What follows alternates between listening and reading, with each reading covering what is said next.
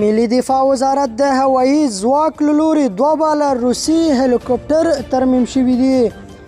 د ملي دفاع وزارت اړوند هوایي ځواک د تخنیکي او مسلکي ټیم د دوامداره هڅو په لړ کې دوه باله یوه MI-17 او بله MI-15 روسي نظامي هلیکوپټر چې د تیر جمهوریت له لوري تخریب شوي وو ترمیم او الوتنې ته چمتو شوې.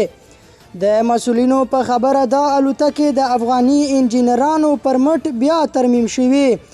دوی زیاته کړه چې اوس مهال افغانستان کې کوم نظامي تحرک شتون نه لري او دا پوځي الوتکې به په طبیعي پیښو لکه سیلابونو او داسې نورو کې استفاده شي. د یادونې وړ ده چې تر دې وړاندې تقریبا 15 باله پورې هلیکوپټر او الوتکې ترمیم او د هیوادوالو خدمت ته آماده شوي دي.